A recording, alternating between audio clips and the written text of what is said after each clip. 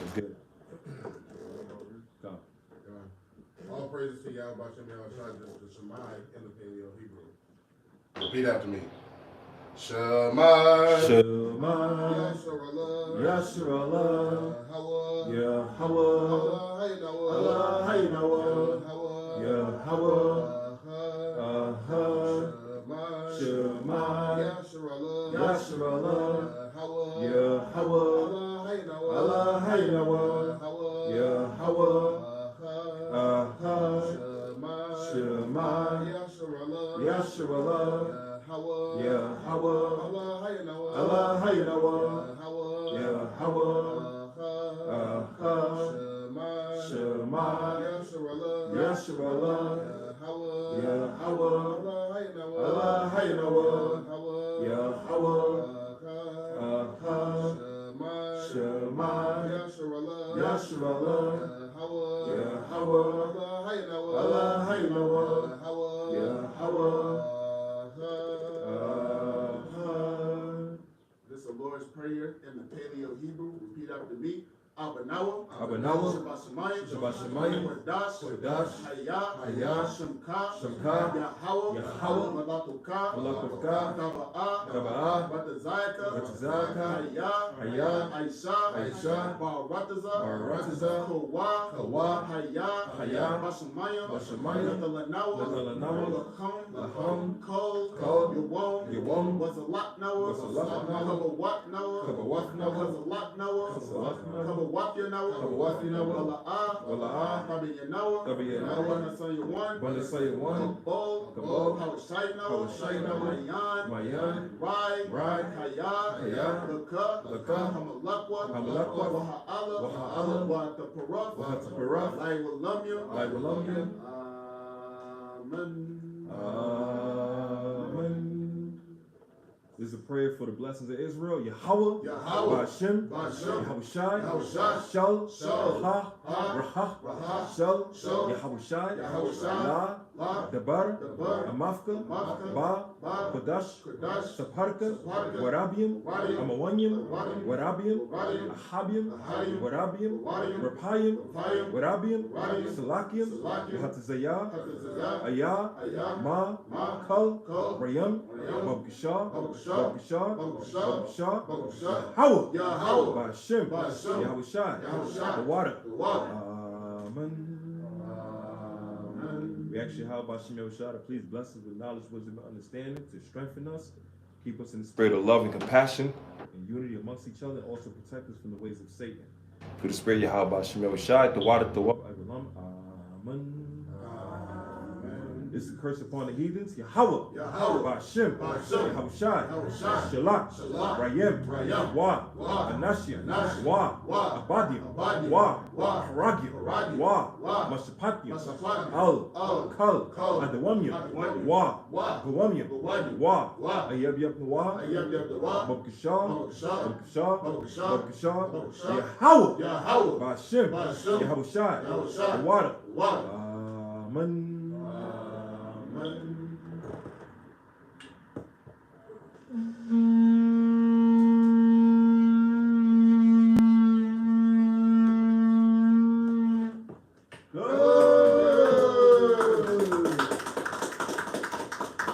Praises.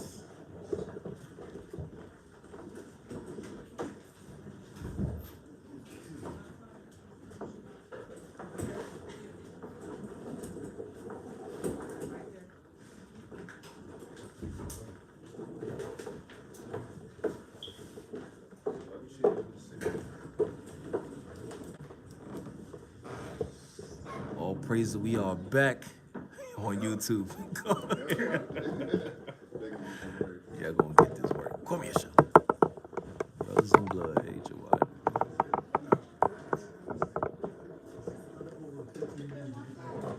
Remember, you can't say, remember, the keywords, remember the keywords and stuff you can't say, or they're going to take down on YouTube channel. I already know the phrase, you can't say that big C word, you can't say the big F word, right? Bro, I don't say it. Yeah. see you. Can't really say yeah, you can't say it's over. Yeah. You gotta say the full.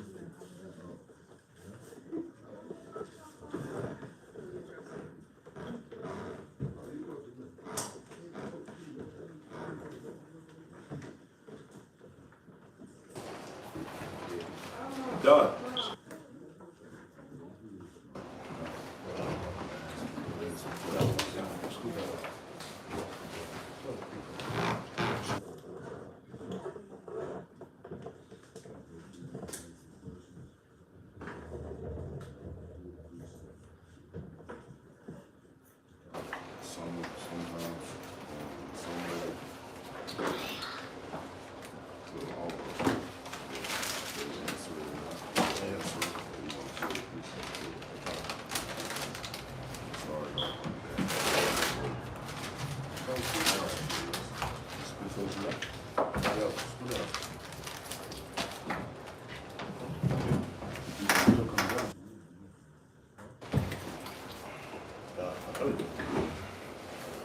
Shalom, Israel. Whoa! Back. This is going to be an interactive class. All right? We're going to try to keep this as concise as possible, but you know how the Spirit do. Step in and it do what it do. So I want to start off by asking a question. And this is for you guys. You know, throw your hand up, say Salakia. Sister, Salakia. Can you say that? Salakia. That means excuse me. Right? Or it means sorry, depending on the context and when you're using it. So if we're asking a question, you have to put your hand up, you say Salakia, that's saying excuse me, and then somebody will acknowledge you, and then you answer the question if you know the answer. All right? There's no wrong answers in the classroom. Okay? Y'all know we total transparency. We don't keep nothing from each other. We don't play the embarrassment game. We're here to build each other up and uplift each other. We don't propose that we know everything, so we teach what we do know according to the scriptures. All right? And we're very open to your perspective of what you think the scriptures is. And if it becomes an impasse in the sharing of the knowledge, then we retreat to the scriptures and let the scripture settle the matter. All right? Because we are to obey the Lord rather than man. All right? So the Most High Word takes precedence over everything. All right? So one of the first questions, and I'm going through some of this because we got a new sister. All right? And this is kind of like a quick crash course to just get her up to par so that everything that she's about to encounter in today's camp setting, she'll have some level of understanding and some bearing. All right, it won't just all be hitting her like a ton of bricks and be confused about what's going on. All right. So, and anybody can answer. Right? Where do we come from? Egypt? Oh, I'm sorry. What was the word? Salakia. Salakia. Egypt. So that's where we came from to get to here. But before we was in Egypt, where do we do it at? Jerusalem. Say it again. Jerusalem. Who said that? Come. Say it again, louder. Jerusalem. We come from Jerusalem. Right? Brother's gonna pull a precept to prove that answer. This is Galatians chapter 4 and verse 26. But Jerusalem, which is above, is free, which is the mother of us all. See that? So not Africa in itself, all right? Because we understand that Africa, there's over 50 countries in that landmass. And in that landmass, they speak over 1,500 different languages. So it's not enough to just say that we come from Africa, right? We come specifically from Jerusalem. If we was to ask an actual Hamite, which we are not, we're not the children of Ham, we're the children of Shem, right? They would tell you that I come from Zimbabwe, or I come from Egypt or wherever specific, Libya or Ghana. Yeah. They'll tell you exactly where they come from in Egypt. But over here in the Western Hemisphere in America, we've been led to believe that when you say you come from Africa, it's just a blanket statement. Like it's just one continent, one country, right? One state, one city, and one group of people over there. But it's not. So the next question is Salakia. go ahead, Ken. In regards to the answer of Egypt, Egypt was our first captivity, right? So the Lord delivered us with a mighty hand by way of Moses out of our first captivity, right? So this Exodus chapter 13 and verse 2, verse 3. And Moses said unto the people, remember this day in which ye came out from Egypt, out of the house of bondage, for by strength of hand the Lord brought you out from this place. There shall no leavened bread be eaten. Right?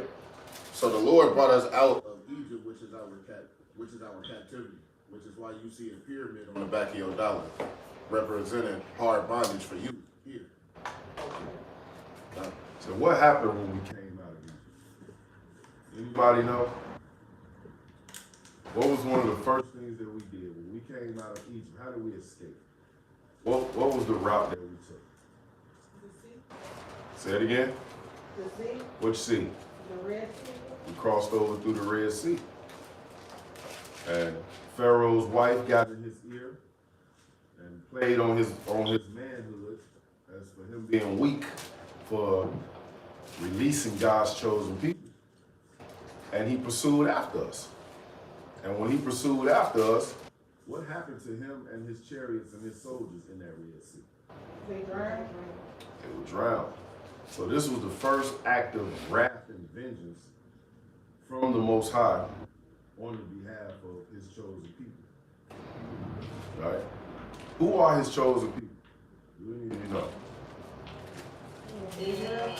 Israel, right? Who do Israel consist of? The Israelites. That's Israel. Who do, like, what group of people today do they consist of? The Blacks, Hispanics, and Native Americans.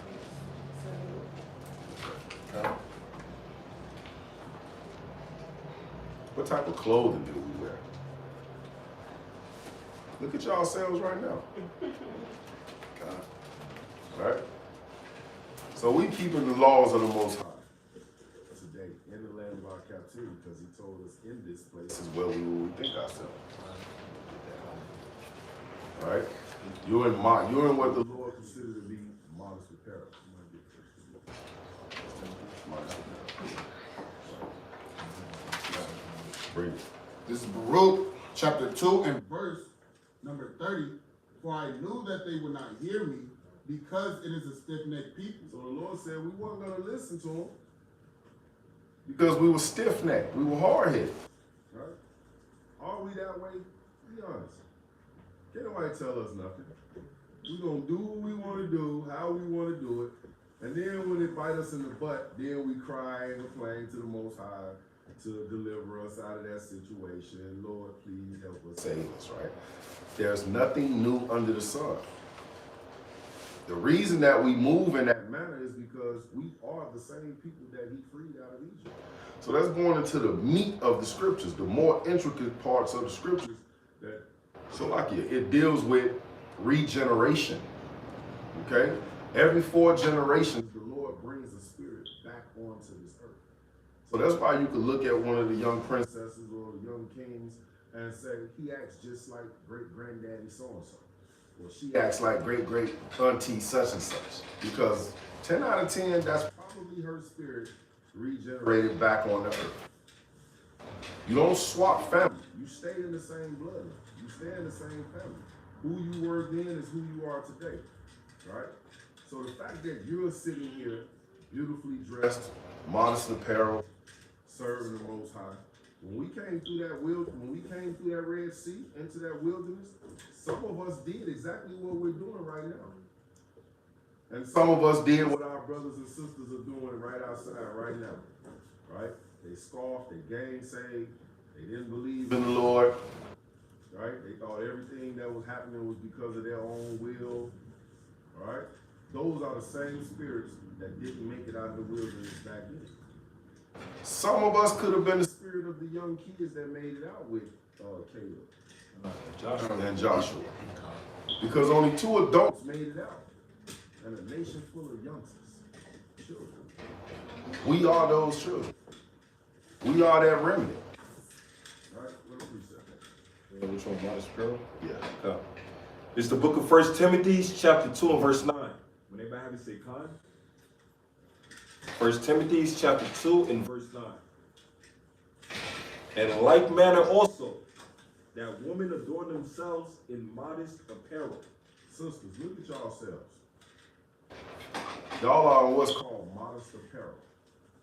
Some lust wolf, freaky deaky dude can't look at you and see your curvature. So he can't build up a spirit of lust on himself and imagine all type of profane, wicked acts that he'll do to you. Right? That's a safety net, right? And it's also a respect net. Not being able to objectify you in that manner, he can't disrespect you based off of what he see and lust after but can't have. Right? Anytime you've witnessed that or been a victim of that. Some guys see you thinking to yourself, it's my body, I dress how I want, I like what I got on, then some guy says something that you don't like about it, or you refuse to talk to him, and now you all kind of BITCs and HOs and this, that, and the third, right? But when he see you dressed like this, he knows that you have respect for yourself. He know you move with a different type of dignity and a moral principle. Your compass is set right. Your moral compass is in a different direction than the other chick that he see over there scantily clad dressed, right? Revealing everything. Basically communicating without opening her mouth saying, I'm easy. You can have me. Do what you want with me. I don't respect myself. I don't expect you to respect me either, right? So the question is, what clothing do we wear? So at work, you know, I work in the medical field. So I wear my skirts with my fringes, and every time the men come in, they say, I never see a woman like dressed like that, like modest apparel, and I like that. And you got your own hair. They always compliment me on, you know, like being modest. It's like they say, like nowadays women is out there, and it just made me feel like, you know, I'm doing so right for the most time. That's that ruby, right? That's that. It's Proverbs 31. I can see. That's that ruby that the Lord is saying you're supposed to be like. Can I just walk in the store and say, let me get a ruby? You understand that a ruby is the highest of the highest level of jewel, right? Or what do you call it? Not a mineral, a resource. Okay? It's like diamonds. You don't just walk somewhere and, oh, there go a diamond. Ooh, there go a ruby. You have to really dig and go into these deep, deep mines, thousands and thousands of feet below the earth to find the rubies. Right? It's a lot of intense, hard labor to find that ruby. And that's what y'all are when you dress in modest apparel. You're an endangered species. Okay? Right? Like, and what do you do to an endangered species, man? You gather them all together. You kind of create their own habitat for them to dwell in so that the predators can stay away. That takes you to Deuteronomy 7:6, right? You're a special people unto the Lord. Bring it out. Okay? This is why you dress that way. Because I guarantee you, Jake see you and he see the typical sister, he's gonna go after her. Which is a blessing for you because most of the time he ain't trying to bring nothing to the table. He's not trying to be a benefit. He wants the one with the low self-esteem. Okay? He wants the one who's been abused. Okay? The toxic relationship. Easy target. The wounded one. She's wounded. Dad ain't home. Right? Mom ain't raised her right. She's been pretty much searching for love her whole life, but finding it in all the wrong places. And who's there to give her false hope, false insecurities, and a fake love? Who's looking to take advantage of her. Okay? But when you're dressed in modest apparel, he has to respect you because he knows you respect yourself. His approach to you is not even the same. All right? Bring that out, King. This is Deuteronomy chapter 7, verse 6. For thou art a holy people. You are a holy people. Holy means separate in the Hebrew, Kodash. Being holy not just Because you are chosen by the Lord, your holy is personified by the keeping of the law. So when the Lord tells you to dress a certain way, the way you dress makes you holy. It makes you separate from everybody else. right? Oh, she's a whore. Not her. She don't dress like one. She Could be one. but off of face value, she's not one because she don't look the part. Right? So it's the first attraction. Visual attraction.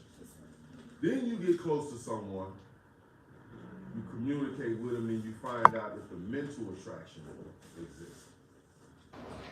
Right? So you let your conversation be chaste. Right? Disciplined conversation coupled with fear. What is the fear that you're supposed to have? Bring it out. What is the fear you're supposed to have?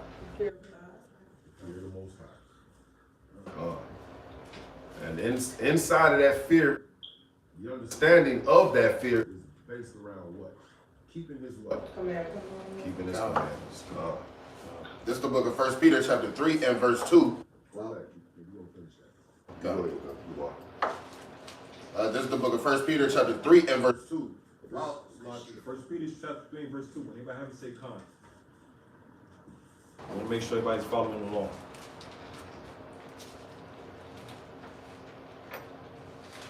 Con? While they behold your chaste conversation, coupled with fear, whose adorning, let it not be with that outward adorning of See that? flaming. That adorning, the putting on, right? Let it not be that what? Without that outward adorning of plaiting the hair, Raising your hair, because you know you like to go to the Hamite, the African dude, spend $400, let them put them little small braids in and twist all your damn edges off your head. Okay? Take the braid down and then your damn hairline is back here now. Okay? Go ahead. and the wearing of gold or put on of apparel. See, you know Eve. He's got the little ankle bracelet, the wrist bracelet to match, the necklaces with the 50 earrings in her ear, 5 in her nose, 2 in her jaws, right? 1 in the little crease under the chin and the bottom lip, like she jeweled up. Go ahead. But let it be the hidden man of the heart in that which is not corruptible, but even the ornament of a meek and quiet spirit. Right? That keeping of the law. Regardless of how I look, I'm not supposed to be looking flashy on the outside, right? With the big Dooney and Burks and Michael Kors and all of that. You're supposed to look modest. To the world, there's nothing special about the way you look. Oh man, she a lame. Look how she dressed. Right, dressed like Don't a know grandpa. you The the best thing, you the best thing moving on this earth. Okay? you're the best thing walking. On this earth, driving on this earth, or whatever your means of moving around is, you're the best of the best. But because they're looking at your outward appearance and making an assumption, they never get a chance to get close enough to you to find out that, what? Read that again, huh? Even the ornament of a meek and quiet spirit, which is in the sight of God a great price. That inward you, right? That keeper of the law. That humble, that docile, that submissive, that loving, that caring, that nurturing woman. They'll never get that. All right, finish that, King. That's 76. For thou art a holy people unto the Lord thy God. The Lord hath chosen. The Lord, Take your time. the Lord thy God has chosen thee to be a special people unto himself. So the Lord chose us. He chose us to be special. People unto himself. Each one of y'all probably got a dress in your closet that you like a little bit more than the other, right? So I know I got a couple of outfits that I prefer over all the rest of my stuff, and I bought it all, but still, right? A couple of mitries that I like better than the other one, and sometimes, respect of the garment, I might take a little bit better care of the other than the other, right? This is how the Lord feels. I created everybody, but I chose you to be special unto me. You can walk all over these shoes. Oh, my bad for stepping on your shoe. Oh, man, these old things, I don't care. But then you got that one pair, you step on my shoes, damn World War III break out. Okay? Go ahead. That's a lot, and that's you. You're that garment or that pair of shoes that the Lord, you better not scuff it. Right. You step on this, you touch this, and the club going up. Okay? Go ahead. Above all people that are upon the face of the earth. See that? Above everybody on the face of the earth. Now, we tend to bring this out, and we apply this scripture only to the Gentiles and the heathen, which is basically the same thing, the non-Israelites, right? Because the Lord didn't choose them. Right. He only chose Israel. But that precept applies to Israel as well. When he says above all people that are upon the face of the earth, there's an exclusion that's hidden in that precept. And the exclusion is when you're above all people on the face of this earth, that means you're keeping the law. So who is excluded from being a special person to the Lord that is not above everybody else on the earth? Who would that person be? And they are of Israel. What group of people would it be? Can you repeat that question? Which group of people that are a part of Israel that is not special unto the Lord and is not above all people on the face of the earth? Even people that's not keeping the law. What do the Lord call them? The two what? 2/3? All right? The wicked of Israel. Right?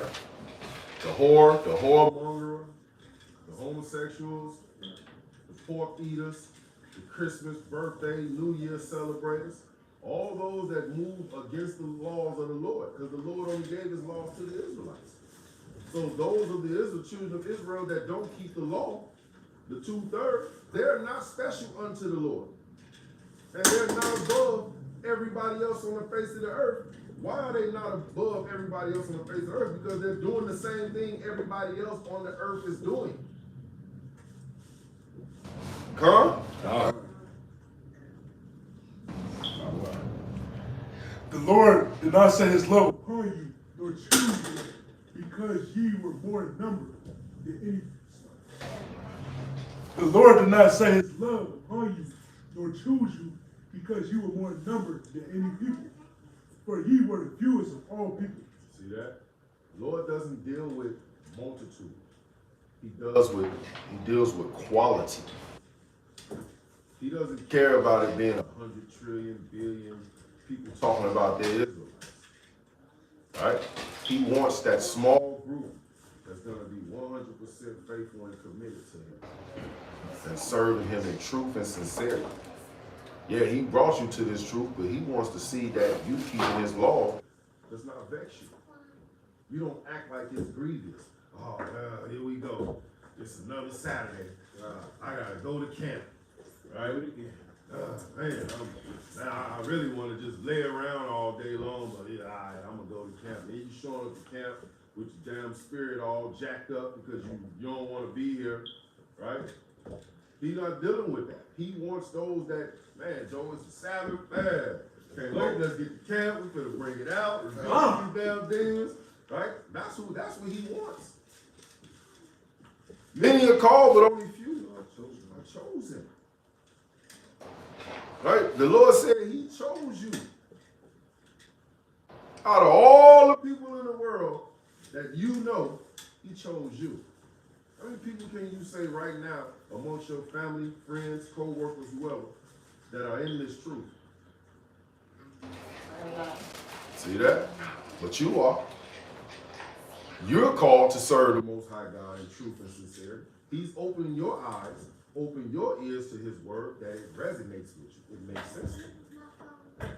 Right? And you're going to find yourself in a lot of little spit spats here and there because your behavior is going to change. Right? The Lord said that.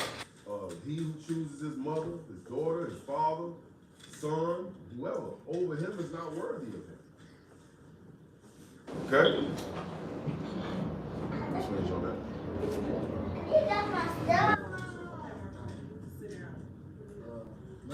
Let's get First Timothy. Let's get 1 Timothy chapter 2 and verse 9. Let's get 1 Timothy chapter 2 and verse 9. I'm gonna read to 10. This is 1 Timothy chapter 2 In verse number 9. In like manner also, that women adorn themselves in modest apparel, with shamefacedness and sobriety. See that? In like manner. As the Lord read it, that's what you should be doing. You don't deviate from it. You don't make up your own understanding of what you think it means. If you don't have the Understanding of what that scripture is saying, you go to your elders. you go to your captains. Right? You go to one of your other Sisters and ask her if she has the breakdown for what it means. Right? That's a challenge against your pride. Because our people then tend to think, well, This is what I think it means. and I'm going to fight and I'm going to tooth the nail and stick to that. Right? There's only one meaning. One understanding that every Israelite shall have when you read the Bible. Keep the law. No excuses. Hold on 1 second, King. Gotcha. Not with braided hair, or gold, or pearls, or costly array, but which becometh women professing godliness with good works. See that? And that's speaking within itself. You profess your godliness. You profess your love for the Most High with good works. Who could tell me a good work? Because that scripture is speaking. Speaking strictly to the sisters. We were talking earlier about how certain precepts are only for the sisters. That was one. What is a good work that a sister can do? That's a primary. Another one? Helping a sister. Charitable works towards your sisters, right? Exhortation. That's another one.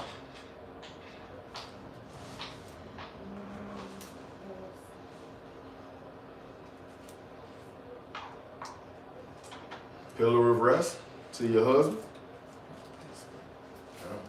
All right.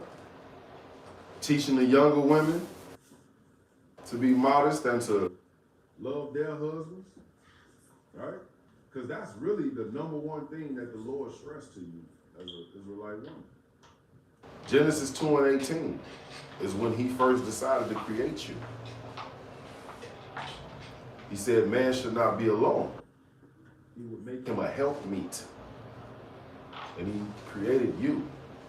So your first priority, after keeping the laws of the Lord, which is basically the same as one,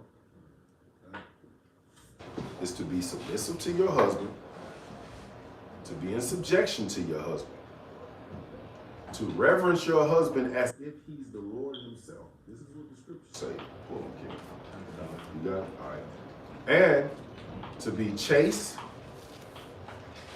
to be teachers of the younger women. All right? Now let's get those precepts to prove it, because I'm not just saying this. This is the book of Titus, right? Titus chapter 2 and verse number 3. When everybody has it, say come. And in doing that, what are you doing ultimately?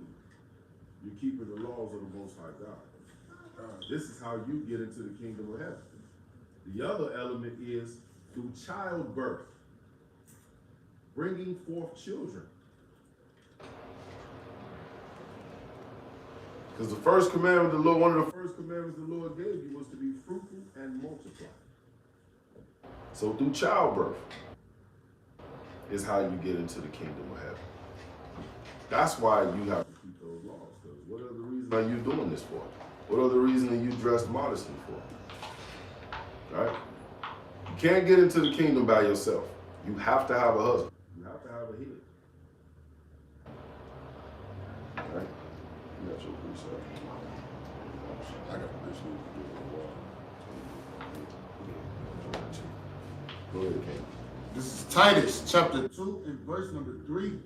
The aged women likewise, that they be in behavior as becometh holiness. So the aged woman, up in age, literally, and wiser. Right? That age is a twofold, a double entendre. Okay? Has two meanings. It's talking about a woman that's maybe 30, 40, 50, 60 in this truth, Versus someone that's younger than her. It's also talking about aged, knowledgeable of the word and the breakdowns, to be able to pass that wisdom and knowledge down to a sister who's new in the truth. Right? You're on the milk. You're on the meats, but she's on the milk. She's a new baby. Right? Car? And that means yes, sister, or I agree. Con. K-A-N.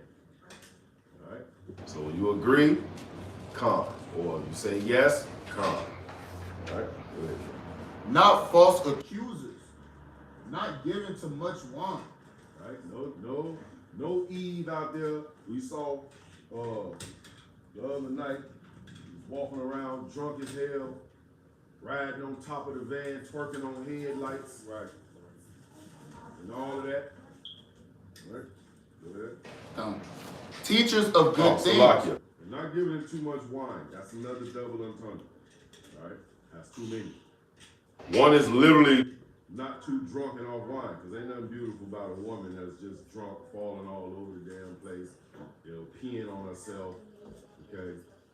It's not sexy, it's not attractive, it's not becoming of a woman. All right? The second one is wine. We know wine means doctrines as well. You're not listening to every damn Tom, you dig, and Harry that's in your ear. Right? You're holding fast to that which good. If he's not speaking, thus say the Lord, you tell him to skip on past with that. Right? If he's not trying to build you up to make you the version that the Lord created you to be, I didn't say version, I said version. Right? The best you that you can be, because you may not know how to be that person. But as a head in your life, having understanding of the scripture, he knows exactly what the Lord requires of you. He has to teach that to you. And you have to accept that teaching in order to be the best version of yourself that you can be. You don't be going to some other dude, all right, listening to what he says versus what your husband is telling you. All right? That's another form of adultery. Right? Only one man is supposed to be leading you. Why? Because you and him is supposed to have the same mindset, serving the Most High. So if your husband is telling you something, that's what it is, as long as it's thus say the Lord. He can't bring no nigga man activity to you and try to force you to submit to that. All right? If that's going on, you bring that to the body. You take that to the elders. You take that to your captains. We're going to deal with that thing. That's the reason why can't no regular dude on the street just think he's going to come up to you and because you looking fly, you got that dress on, got that head wrap on, got your little light dust of makeup, accenting them pretty eyes, right? You glowing. No, his spirit has to be in the right place. So not giving into too much wine, right? Not committing whoredom by communication. Not committing adultery by communication. Because what can another guy tell you that's beneficial to your relationship with your guy that you can't go to him and get that information? Communication is everything. Ultimately, your head has the final say-so. You're not his robot. You're not his slave.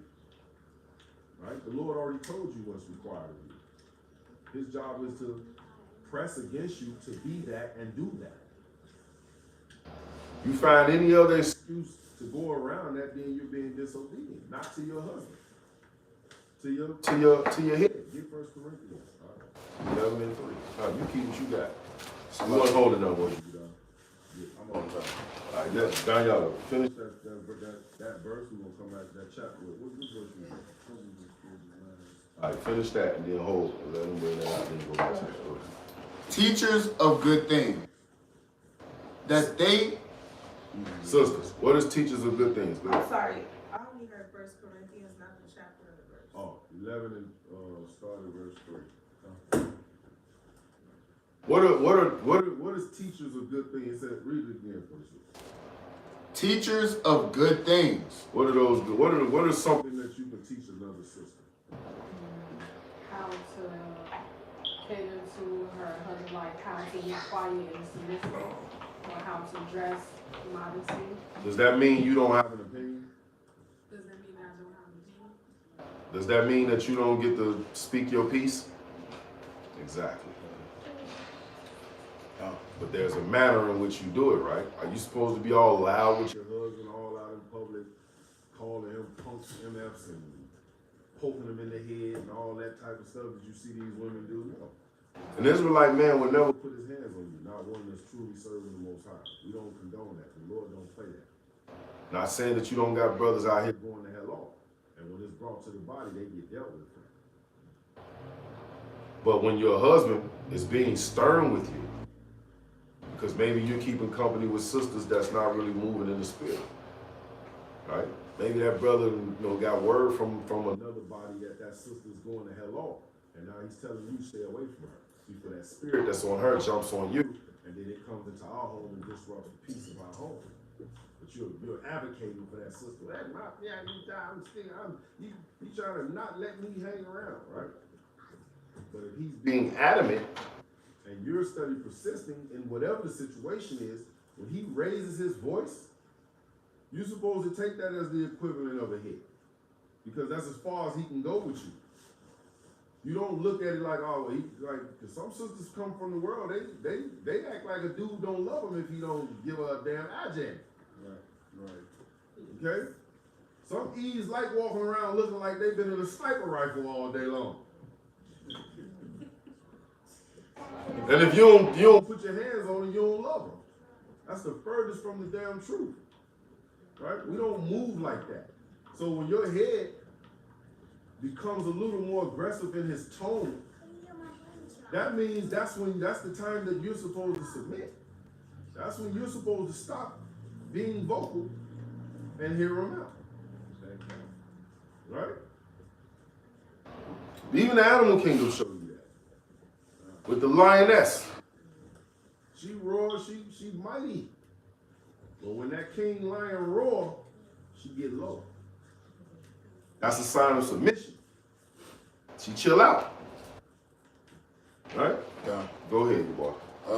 Daniela, pull that Titus chapter 2 and verse 3 again. I'm gonna touch on something real quick. This is Titus chapter 2 and verse number 3. The aged women likewise, right? That they be in behavior as becometh holiness, not false accusers, not given to much wine, right?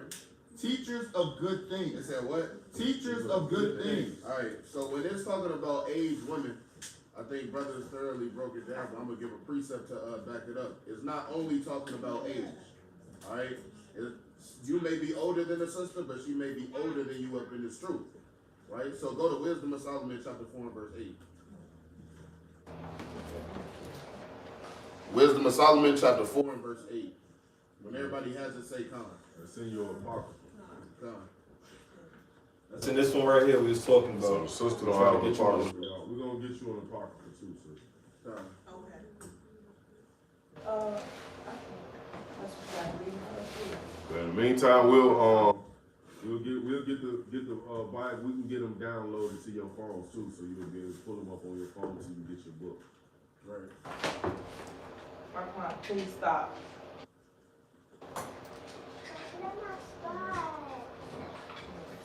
Right? Wisdom of Solomon chapter 4 and verse 8. This is Wisdom of Solomon chapter 4 and verse number 8. Right? For honorable age is not that which standeth in length of time. Read that again. For honorable age is not that which standeth in length of time. So honorable age is not that stands in length of time. Right? Keep reading. Nor say something.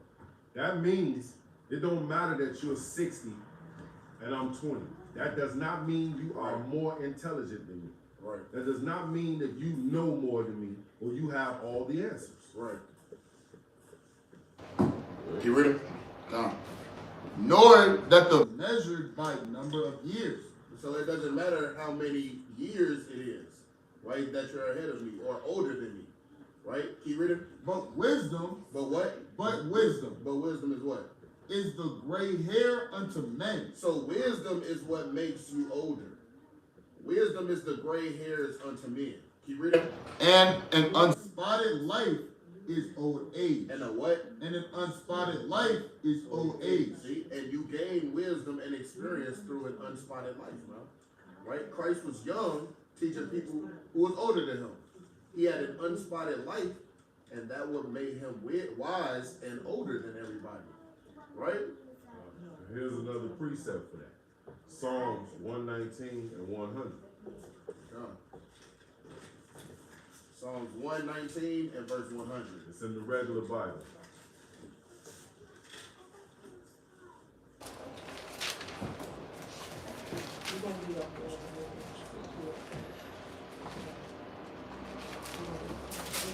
In Psalms chapter 119 and verse 100.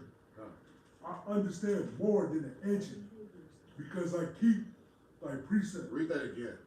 I understand more than the ancient because I keep thy precepts. So some younger men might have more knowledge than the older men.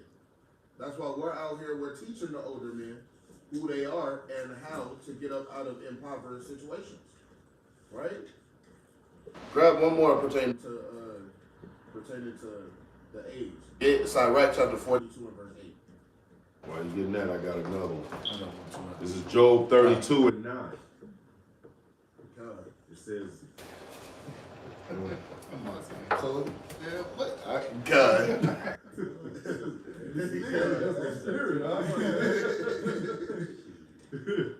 Y'all got it? Job chapter 32 and verse 9.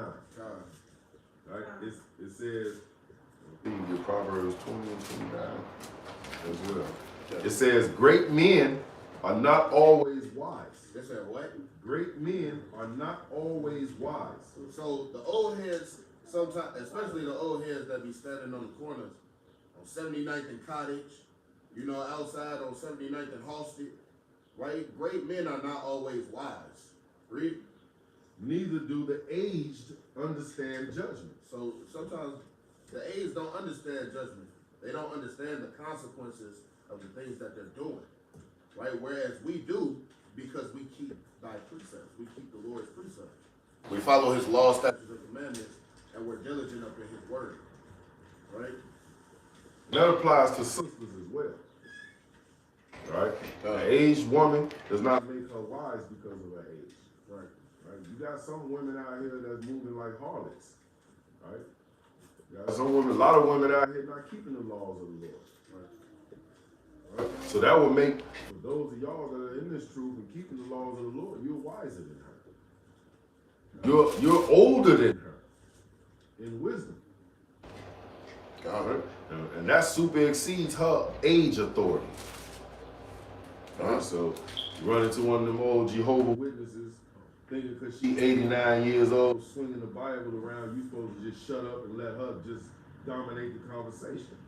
Hell no. Sit your old ass down with that doctrine of the men. Right.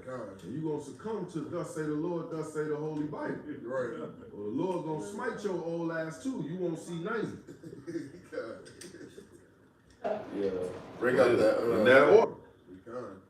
That Sirach chapter 42 and 8. Sirach chapter 42 in verse number 8. I got 2 more and then I'll pass you. I got 3 so God. we can we got 20 minutes. This is Sirach chapter 42 and verse number 8. Right. Be not ashamed to inform the unwise and foolish. Right. In the extreme age. And the what? In the extreme age. And also the extreme age, the old people, read. That contended with those that are young. That contends with the people that are younger than them. That think that they know more than those that are younger than them that's up in this word, man. Right? Keep reading. Thus shalt thou be truly learned and approved of all men living. And we'll be truly learned by teaching them also, right? And by studying and being diligent, right? More, right? And that's wisdom of the law in general, right? According to Wisdom of Solomon, right?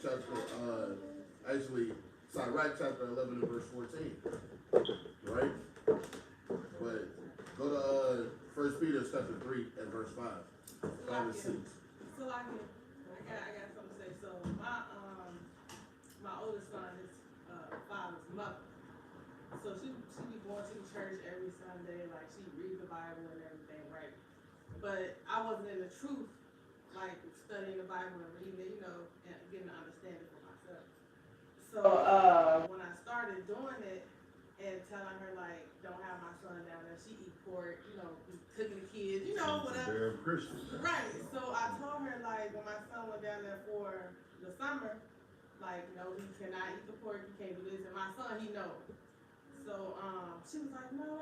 She was like, why do you can't eat pork? And I was telling her like, well, the Bible tells us like we can't eat pork, we can't eat shrimp, all of that, right? So she said, no, we don't have to keep the laws anymore, right? So I'm telling her, I'm like, no, that ain't what it say in Matthew. And I just brought out the scripture to her, like I think it was Matthew 5, and like I come not to destroy the law, but to fulfill it. And all she could say was nothing. She was like, I know that scripture. I was like, right. So Why you don't do it then? Right, that's what I'm saying. Like, why would you think we can't eat pork? Because the Lord said, as much as his people draw near to him with their mouths, their hearts are far from them. And where your heart is, where your mind is at, that's where your treasure should be, is at. Paraphrasing. Isaiah 30. Where your treasure is at is where your mind should be. So if your wealth and your riches is these scriptures, your mind will be continually on these scriptures. Because if I got a safe at home with $1 million in it, I don't care what part of this earth I'm in, my mind is thinking about the safety of my safe with my $1 million in it. And I put enough security around that boy. I should have got 8 Rottweilers instead of 5. Right. Couple of damn dragons. You know what I'm saying? And that's what the Lord is talking about. This is supposed to be your treasure, and your mind's supposed to be on it. It's not enough to say, oh yeah, I know that scripture. Yeah, well, be a doer and not just a hearer of it. Right. But that's them damn Christians for you. They don't understand the law of sacrifice. That Christ did away with the sacrificial law. That's the only law.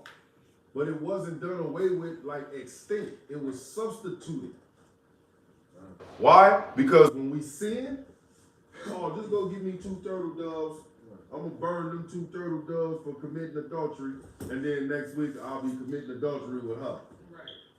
And then if I get caught, I go burn an ox, get forgiven of my sins, and then I'm gonna go commit adultery with her.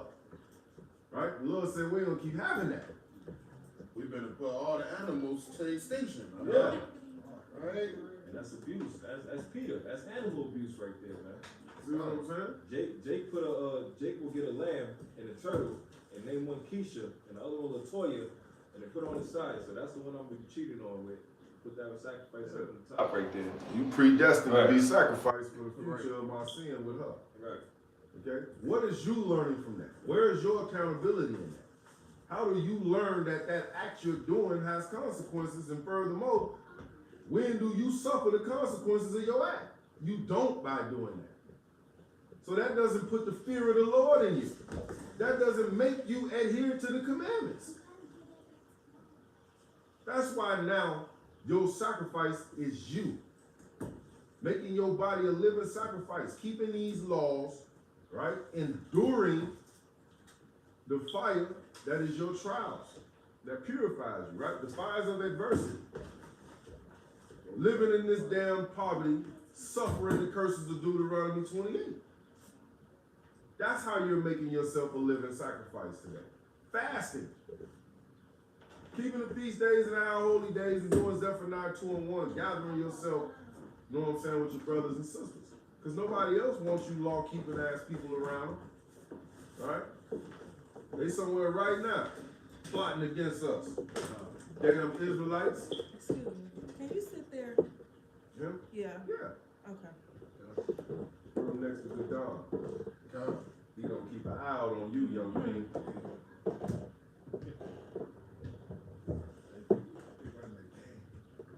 Yeah, he watching you, man. He gonna turn his head. You okay, young king? You good, young prince? Yeah, he's where he is, man. Sit up straight. He's somewhere trying to figure out how he can sabotage us, man. For keeping the law. Right? Who else had a precept before I go to the next one? I had 1 Peter chapter 3 and verse 5 and 6. Right? Just let me back in off of really what you were the adorning of clothes, right? That's Adorning the topic. yourself. That was the main question was what clothing did we wear? So we can move forward, right? God. All right, so the next thing I would ask you is, what foods did we eat before we came to America? Go ahead. Vegetation. That's one. Did the Lord ever say that it was okay for us to consume meat? No. You sure about that? I mean, like certain meats.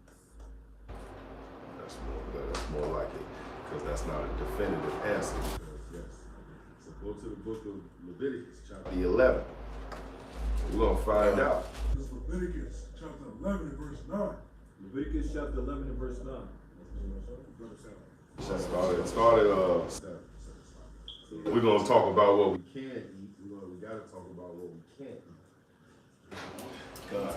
eat. Start at 1. 11, we're gonna start from the top. So Leviticus chapter 11 verse 1. When everybody have it, say come. This is Leviticus chapter 11 and verse 1.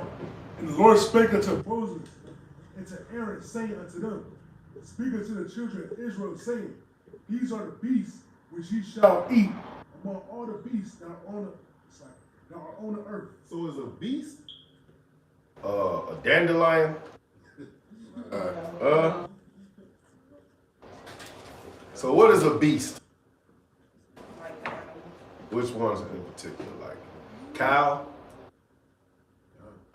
What is? Ox? Y'all know y'all eat them damn oxtails from the jerk spot. Come. Right. Yeah. No oxtails? Y'all eat beef ribs? Pot roast? Yes. Not you, sisters. I know you practicing vegan. Not veganism, so I don't know. I would say I was called on this journey for like a year now, and I've been running from it. So God spoke to me. He told me to eat fruits and vegetables.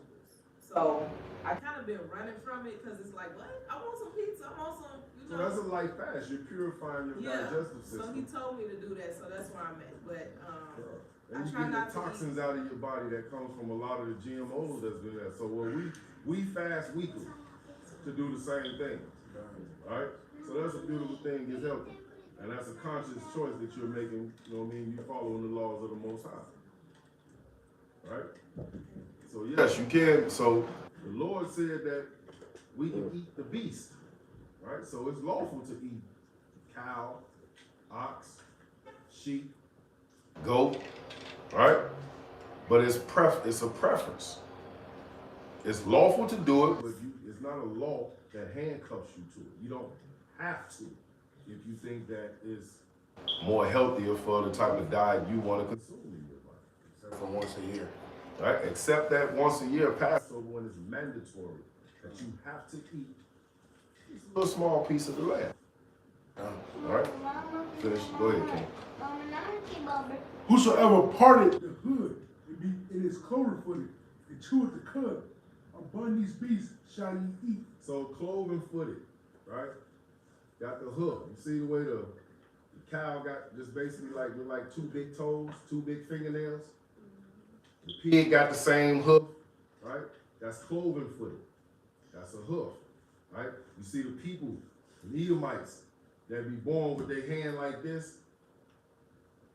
They just literally got this one hand, one finger, and the thumb, that cloven footed type situation going on, right? That's from an animal. That's cloven footed. That's the cleft, right? The Lord said those beasts that have that, you can consume it. All right, go ahead. Nevertheless, Salakia, right? But it has to chew the cud. It has to chew the cud. All right, it has to chew the cud. We ain't saying you can eat Esau, whose fingers is built like the ET hands. No.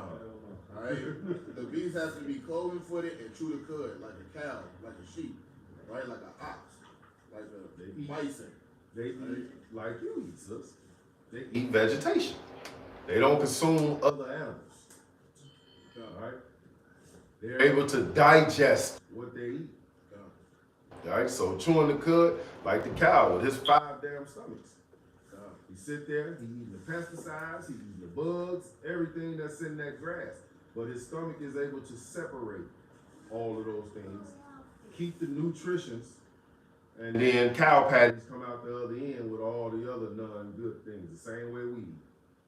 Our body consumes that which is good. It automatically separates and break everything down once you liquefy it and swallow it.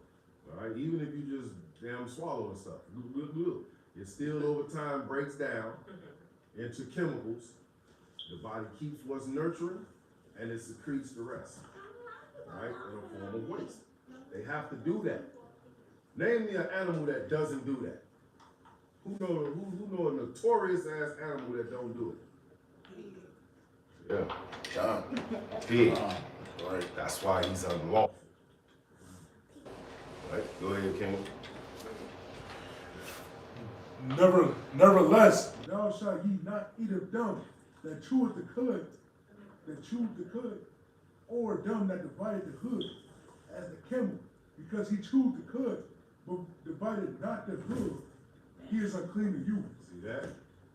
So even though camels eat vegetation, he don't have the cloven footed, so he's not allowed to be eaten. It's the same way when we tell you that you can't, when you get down into 9 and it starts talking about the fish that you're allowed to, out of the foods that you're allowed to eat that come out of the waters. And it says they have to have fins and scales. So this is why you can't eat catfish, because it's got the fins, but he ain't got the scales. Right? So of the beasts, if they don't have all the above, you can't eat them. So go ahead, Kings. Let's see what else.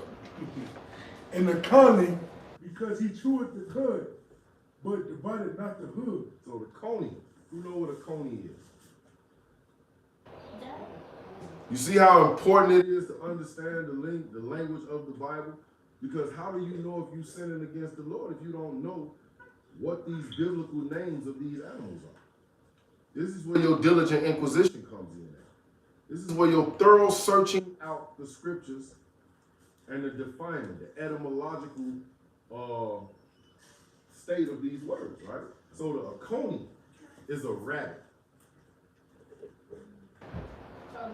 It's not lawful to eat the damn rabbit stew, man.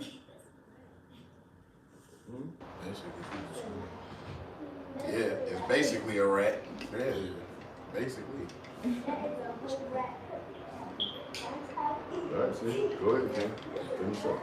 And the hare, because he cheweth the cud, but divided not the hood, he is unclean to you. And the swine, Verse 6.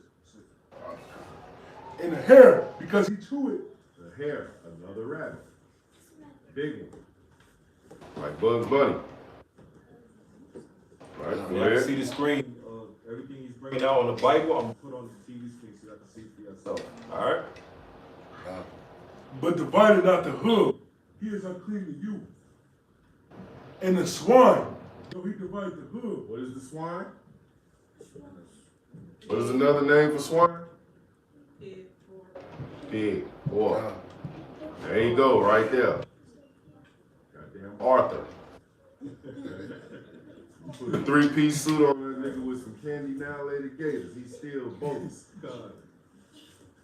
I don't care if he pull up in a Bentley. That nigga is off limits. Okay? We ain't riding with him. None of the above.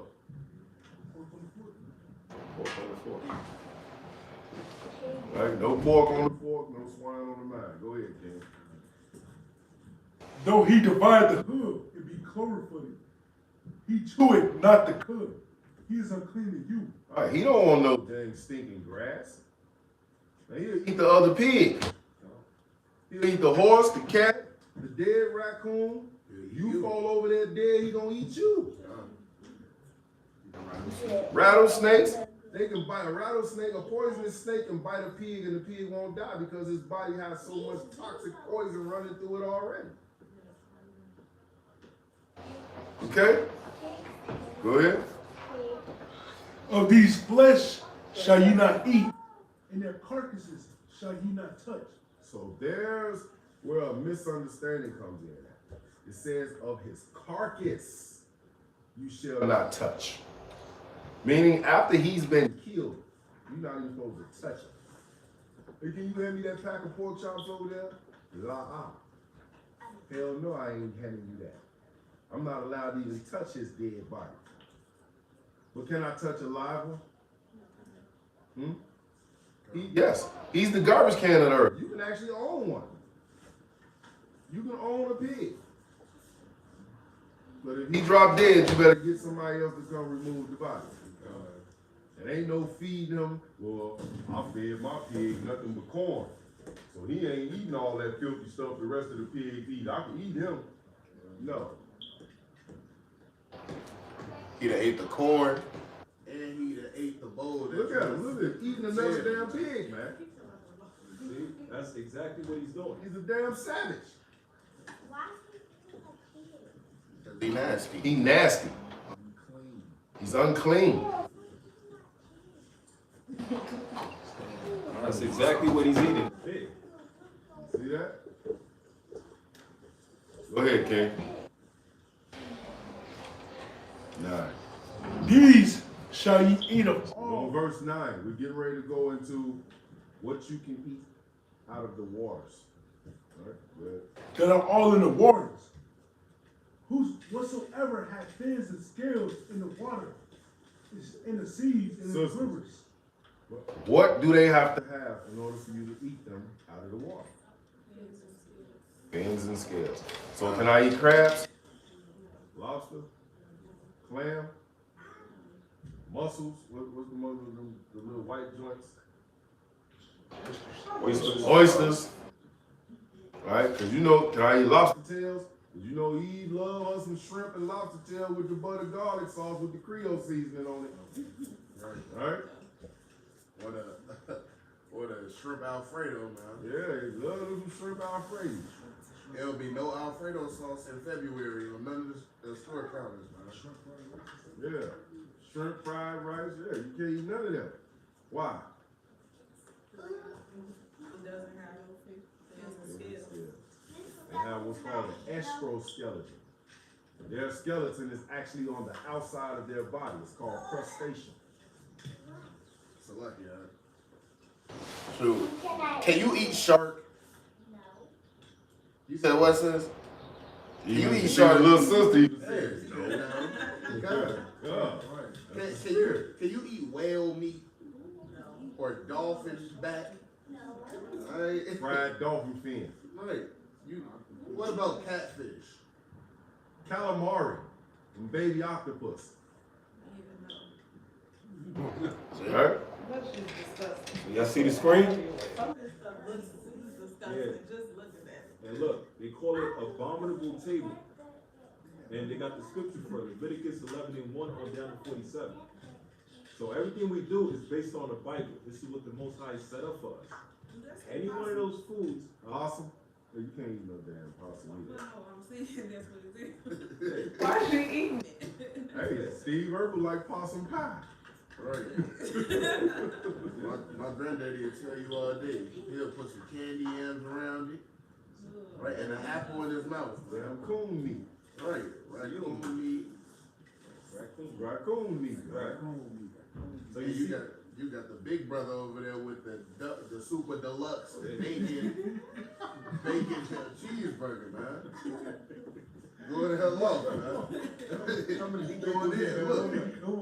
He gonna break his tooth and bite his head, man. Man, he going straight to the damn ER room after that sandwich, man. Right. He got a jar of A pickles. Mondo on top. burger. He actually sitting there looking like that pig that was eating other people. He got the whole jar. He got the whole jar of pickles on top of the sandwich. On top of the burger, man. Come on, I'll finish it up. Bring it up. All right, so we finish it up. Come on, kid. Them shall you eat. All them that have not fins and scales in the seas, in the rivers, of all the moving in the waters, and of any living things which is in the waters, thou shalt be abominable unto you. Jump over to 13. And these are they that which ye have an abomination among the fowl. What is a fowl? Birds. So now we're getting down to what you can eat that fly. All right, go ahead. Thou shalt not be eaten. They are an abomination. The eagle, The ossifrage. the ossifrage, Which is a vulture. And you know all he do is fly around. Your ass can be about to drop dead. He's following you already.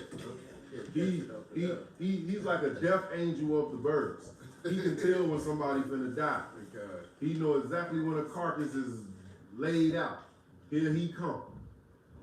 Eating the eyeballs first. Right? Did we see it on the movie last night? Where they had dude impaled in the stalk, and what was he doing? Pecking his damn face out in his eyes. Yeah.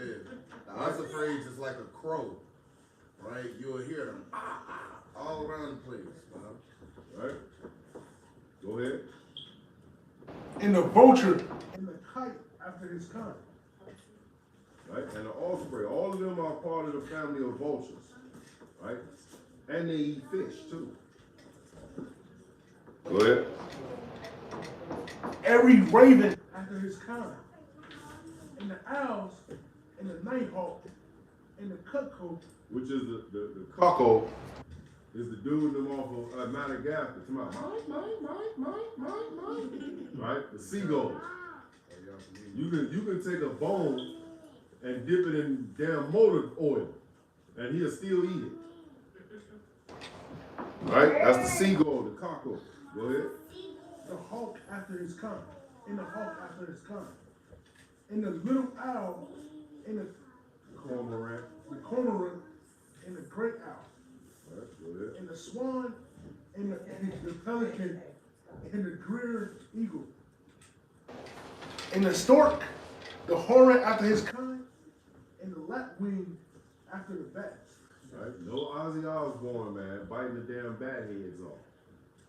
Okay, look out. All right, COVID or something. That's what Esau do. I mean, Moab.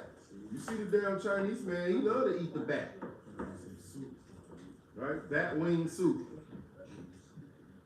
Because Look at that ugly bastard, man.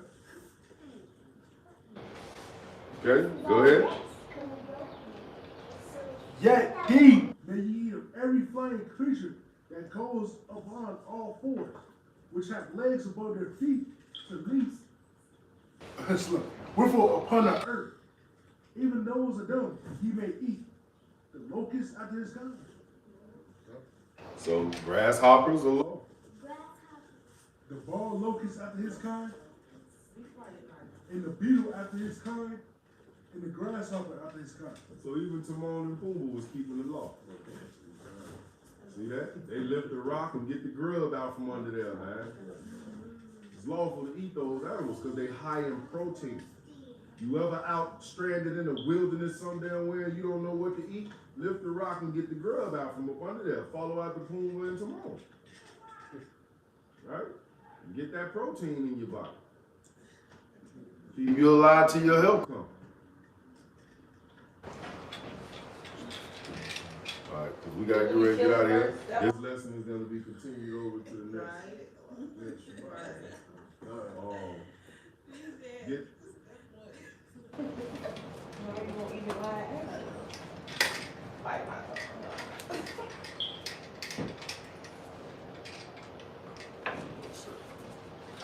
And Salaki, with all these stores starting to close, and the food markets and everything, and the price is getting jacked up, you want to definitely understand what you're supposed to eat when you're not supposed to eat.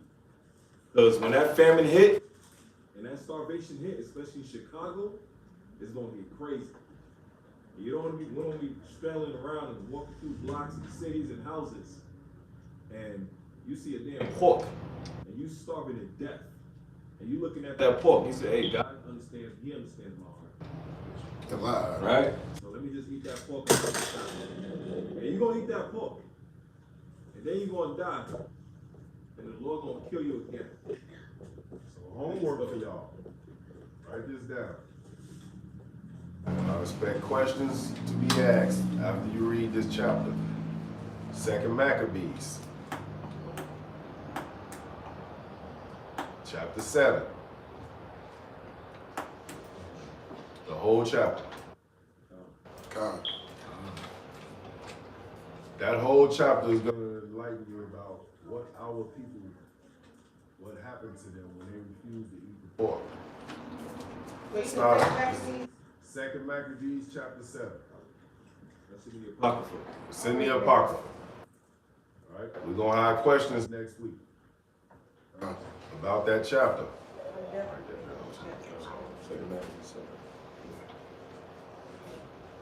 And also, the sisters Amar got a quiz for us for Genesis chapter 1. Save that. Yeah. Before another time. So this is what the classes is going to start to be more like, so It can increase the learning. all right? Opposed to just sitting here listening to us bring out the scriptures. We're going to make them more interactive, all right? With a little homework, ain't going to be a lot, but read the whole chapter of 2 Maccabees 7. And you'll understand the importance of why we don't eat that pork other than just because the Most God told us. That's first and foremost. But Throughout our captivity, these nations understood that. so they try to keep us in sin against the Lord by forcing that pork on us. It's happening to us right now today, and you wouldn't even realize it. You just think that that's Just a part of the meat section in damn Walmart or Jewel's. No. It's the reason when you walk in the grocery store, pork is falling off the shelves, but you can't find no turkey. Right? You can't find no chicken. Very little beef. 5 pieces of lamb ground meat laying over there, if you even get that. Okay, no bison. Right? That's why you can't find none of the lawful foods, but you even go to the slaughterhouse. From the front door to the back of the store. Pork. And it's cheap. On the sidewalk, Scantly minimum amount of beef, turkey, and chicken. Little small sections, but the pork take up from the front door to the back. Because they done perpetuated this to be like it's some type of delicatessen. but what it really is their blatant disrespect to the Most High God. And his law, statutes, and commandments, which they should be that way because the laws was never given to them. So they can eat whatever the hell they want, but what They're not allowed to do is perpetuate that meal to us, our people, and cause conditions that force us to ingest that. and in doing so, Keep us in sin against our God, which keeps them ruling over us. Right. Because the returning back to keeping the law, statutes, and commandments of God is how we come from under the rulership of our oppressor. Carl? I got a closing verse. God. This is the book of Ecclesiastes, chapter 12 and verse 13. Ecclesiastes chapter 12 and verse 13. This is the last precept, so when everybody has it, say come. Can you give it one more time, please? Ecclesiastes chapter 12 and verse 13.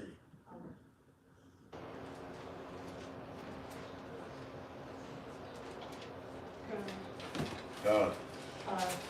This is the book of Ecclesiastes chapter 12 and verse 13. Let us hear the conclusion of the whole matter.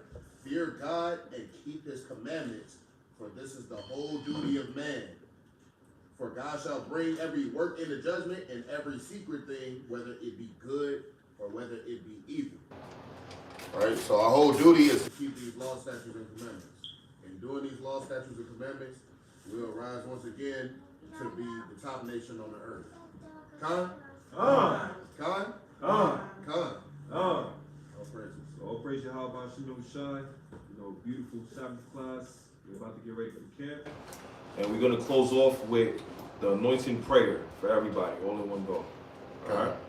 So let's stand up.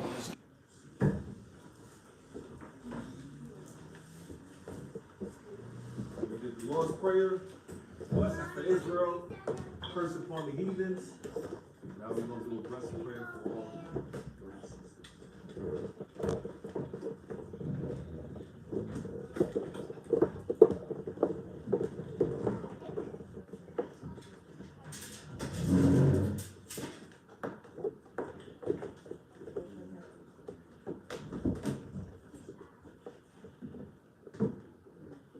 Y'all can all face us. Yeah, I can face that. So what we have right here, let's get Numbers chapter 6, verse 20. We'll read the English. I'll close it out with the Hebrew. God.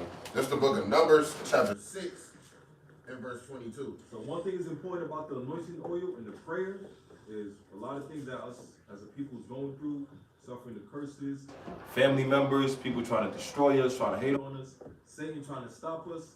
So the Most High gives us these prayers to put upon us as a protection and as a blessing. Alright? So I'm gonna give you out of English first, and then I'll give you out of Hebrew, and meditate on what y'all need for the Most High to help y'all with it. Alright? Only y'all know what y'all need. Alright? This is the book of Numbers, chapter 6, and verse 22. And the Lord spake unto Moses, saying, Speak unto Aaron and unto his sons, saying, On this wise ye shall bless the children of Israel, saying unto them, The Lord bless thee and keep thee. The Lord make his face shine upon thee and be gracious unto thee. The Lord lift up his countenance upon thee and give thee peace. And they shall put my name upon the children of Israel, and I will bless them. So that's the English, and now we're gonna go with the Hebrew. Alright? Brothers, repeat after me. Yabarak Yahweh. Yabarak Yahweh. Yashamarka. Yashamarka. Ya'ar Yahweh. Ya'ar Yahweh. Ben Yahweh.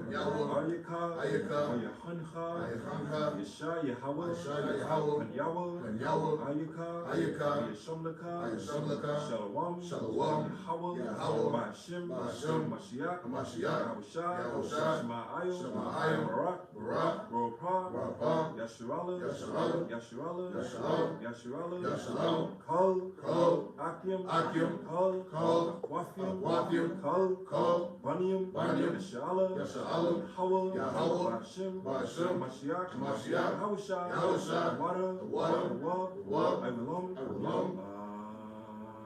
Amen. We ask you, how about Shemel Shah to please bless us and watch over us. And bless the brothers and sisters amongst us and grow us in the spirit of unity as a family and as brothers and sisters. Through the spirit of Yahweh Shemel Shah. The water, the well, Avalon. Amen.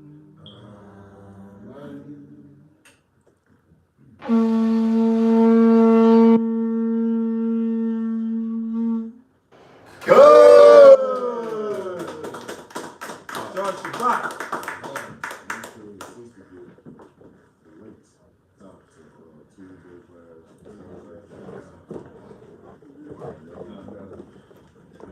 I praise God about your music. I just ate that.